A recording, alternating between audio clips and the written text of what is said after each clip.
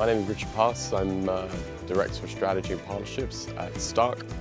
My role is to try and build partnerships across the NATO defence ecosystem to try and get Stark's unmanned systems adopted by end users in order to help them regain their technological advantage, but also help them to better deter and defend themselves against threats to our democracies in Europe.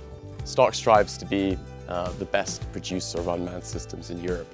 To be able to do that and to maintain that edge, we need access to the best talent. And so coming to a place like this is the ideal place to find that talent, to talk to the new generation of engineers, try and help them to understand the problems that we're trying to solve at Stark, and then potentially hire them and bring them into our ecosystem and give them a career in this sector. Some really important problems are being solved at this hackathon this weekend. A huge amount of progress has been made in how unmanned systems operate over the last couple of years as a result of the tragic war in Ukraine.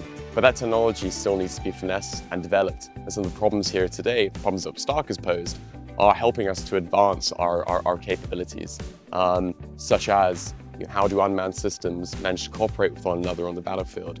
How do they create strike groups in order to more effectively target threats on the battlefield? These types of problems, we don't have the answers to all of them yet. We're getting a long way, but some of the problems here are real and they're important to solve.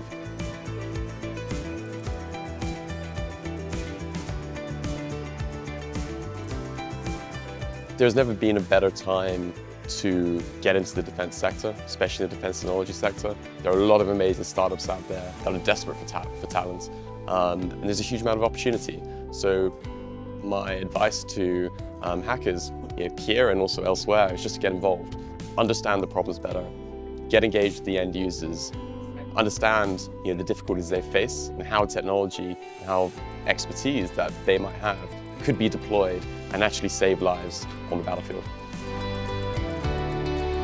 What we look for in our engineers as well, people that are willing to move quickly, to build, to refine, to learn, and certainly we'd love to be able to work with talented young engineers who share that drive and share that ambition to move as fast as possible in order to support those that are defending democracy across Europe.